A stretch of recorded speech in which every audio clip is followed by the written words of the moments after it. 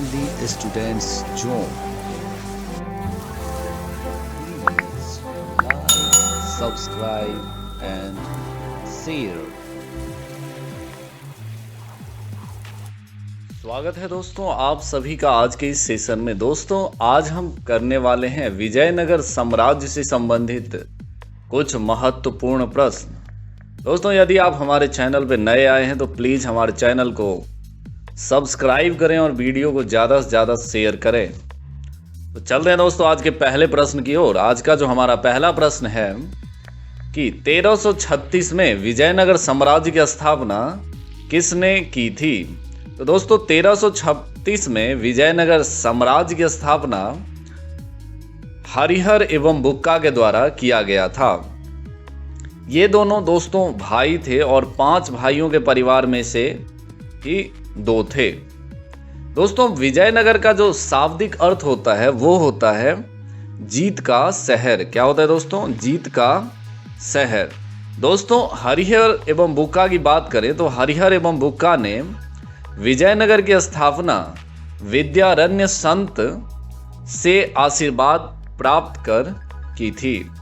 हमारा जो नेक्स्ट प्रश्न है कि हरिहर एवं बुक्का अपने पिता के नाम पर किस वंश की स्थापना की थी। तो दोस्तों हरिहर एवं बुक्का ने अपने पिता के नाम पर संगम वंश की स्थापना की थी। किस वंश की दोस्तों? संगम वंश की।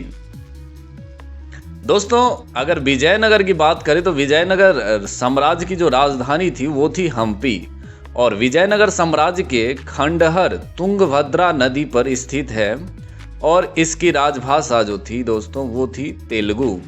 हमारा नेक्स्ट प्रश्न है कि विजयनगर साम्राज्य पर क्रमशः किन किन वंशों ने शासन किया था।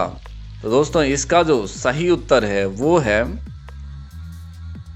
संगम, सलूब, तुलूब एवं अराविडु वंश ने इस पर वारी वारी से शासन किया था। हमारा नेक्स्ट प्रश्न है कि संगम शासकों में सबसे पहले किसने महाराजा धीराज की उपाधि धारण की थी।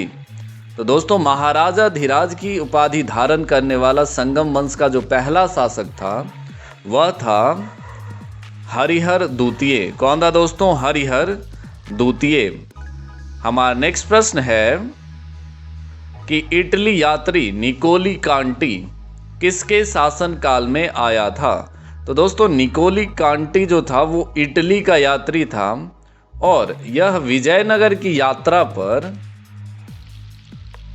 देवराय प्रथम के शासनकाल में आया था। किसके शासनकाल में दोस्तों? देवराय प्रथम के शासनकाल में आया था। दोस्तों देवराय प्रथम ने तुंगभद्रा नदी पर एक बांध बनवाया ताकि जल की कमी दूर करने के लिए नगर में नहरें ला सके। दोस्तों सिंचाई के लिए इसने हरिद्र नदी पर भी बांध बनवाया था। हमारा जो नेक्स्ट प्रश्न है कि संगम राजवंश का सबसे प्रतापी राजा कौन था। तो दोस्तों संगम राजवंश का सबसे प्रतापी राजा की बात करें तो वो था देवराय द्वितीय। कौन था दोस्तों? देवराय द्वितीय और इसे इमाडी देवराय भी कहा जाता था। दोस्तों फारसी राजदूत अब्दुल रज्जाक जो था वो देवराय द्वितीय के शासनकाल में विजयनगर आया था। प्रसिद्ध तेलुगु कवि श्रीनाथ कुछ दिनों तक देवराय द्वितीय के दरबार में ही रहे थे। फरिश्ता के अनुसार देवराय द्वितीय ने अपनी सेना में 2000 मुसलमानों को भर्ती किया था एवं उन्हें जागीरें भी दी थी। दोस्तों एक अभिलेख में देवराय द्वितीय को जग बेटकर हाथियों का शिकारी भी कहा गया है। चलते हैं नेक्स्ट प्रश्न की ओर। नेक्स्ट प्रश्न है हमारा कि देवराय द्वितीय द्वारा लिखित पुस्तक कौन कौन से हैं। तो दोस्तों देवराय द्वितीय द्वारा लिखित जो पुस्तक है वो है महानाटक सुधानिधि एवं ब्रह्मसूत्र। क्या है दोस्तों? महानाटक सुधानिधि एवं ब्रह्मसूत्र।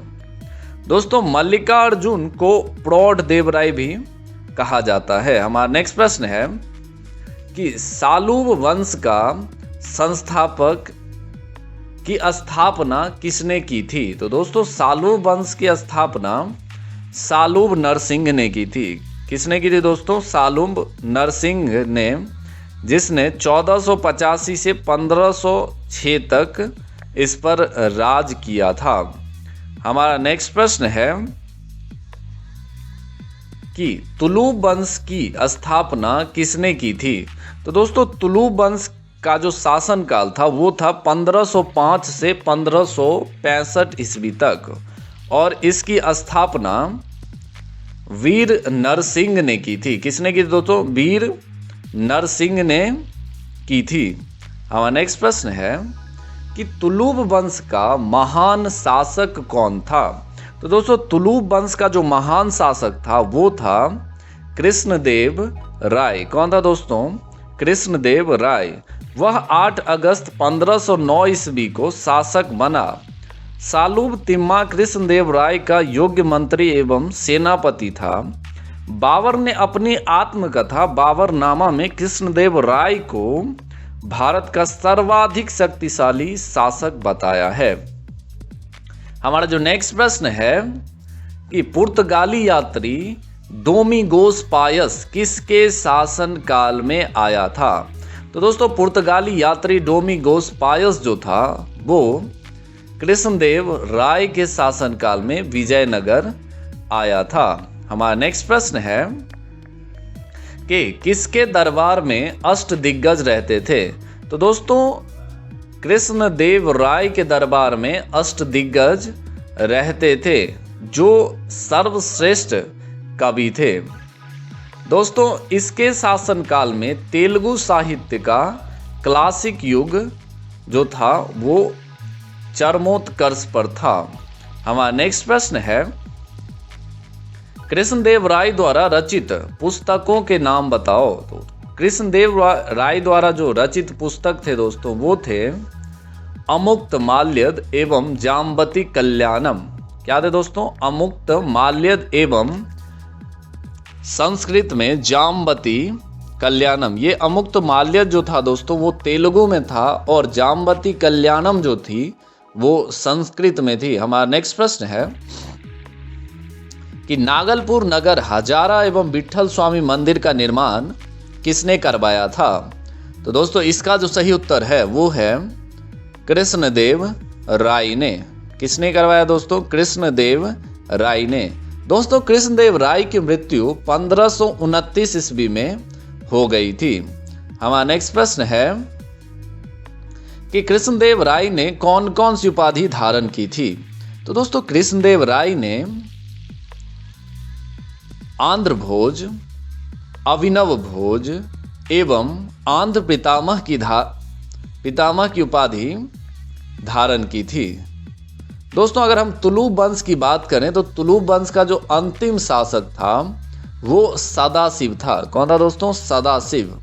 राक्षसी तंगरी या तालीकोटा या बन्नीहट्टी का युद्ध 23 जनवरी 1565 ईस्वी में हुआ। इसी युद्ध के कारण विजयनगर का पतन हो गया था।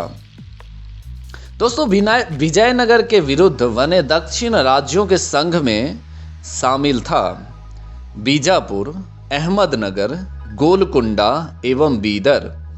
दोस्तों इस संयुक्त मोर्चे का नेतृत्व अली आदिल शाह कर रहा था।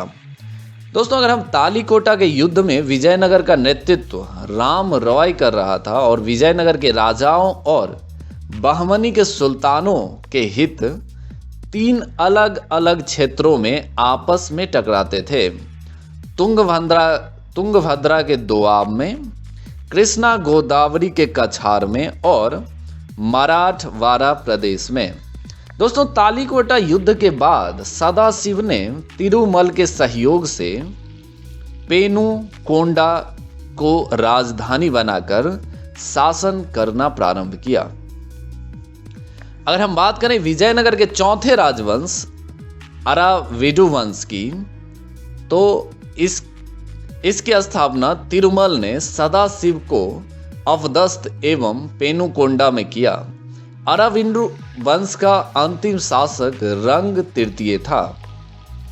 दोस्तों अराविडु शासक वेंकट द्वितीय के शासनकाल में ही वोडेयार ने 1612 ईस्वी में मैसूर राज्य की स्थापना की थी। दोस्तों, विजयनगर साम्राज्य की प्रशासनिक इकाई का क्रम इस प्रकार था: प्रांत, कोट्टम, नाडु और मेलाग्राम। दोस्तों, विजयनगर कालीन सेना नायकों को नायक कहा जाता था। ये नायक वस्तुतः भूसामंत थे, जिन्हें राजा वेतन के बदले अथवा उनकी अधीनस्थ सेना के रख रखाव के लिए विशेष भूखंड दे देता था, जो अमरम कहलाता था। दोस्तों, अगर हम अयंगर व्यवस्था की बात करें तो अयंगर व्यवस्था प्रशासन को सुचारू रूप से संचालित करने के लिए प्रत्येक ग्राम को एक स्वतंत्र इकाई के रूप में संगठित किया गया था। इस संगठित ग्रामीण इकाइयों पर शासन हेतु 12 प्रशासकीय अधिकारियों को नियुक्त की जाती थी, जिनको सामूहिक रूप से अयंगर कहा जाता था। वे अवैतनिक होते थे, मतलब जिन्हें वेतन नहीं दिया जाता था। दोस्तों, इनकी सेवाओं के बदले सरकार इन्हें पूर्णतः लगान मुक्त एवं कर मुक्त भूमि प्रदान करती थी। इनका पद अनुवांशिक होता था। वह इस पद पर पद को बेच या गिरवी रख सकता था। ग्राम स्तर की कोई भी संपत्ति इन अधिकारियों की इजाजत के बगैर ना बेची जा सकती थी और ना ही दान में दी जा सकती थी। दोस्तों, कर्णिक नामक अयंगर के पास जमीन के क्रय विक्रय से संबंधित समस्त दस्तावेज थे। विजयनगर साम्राज्य की आय का सबसे बड़ा जो स्रोत था दोस्तों, वो था लगान। भू राजस्व का दर जो था 1/6वां भाग था। विवाह कर वर एवं वधू दोनों से लिया जाता था। विधवा से विवाह करने वाले इस कर से मुक्त थे। तो ये थे दोस्तों विजयनगर से संबंधित कुछ महत्वपूर्ण प्रश्न। आशा करते हैं कि ये आपके आगामी सभी परीक्षाओं के लिए बेहद महत्वपूर्ण साबित होंगे। तो दोस्तों, अगर हमारे चैनल पे आप नए आए हैं तो प्लीज़ चैनल को सब्सक्राइब करें और वीडियो को अंत तक देखने के लिए आपको बहुत बहुत धन्यवाद। Thanks. Have a nice day.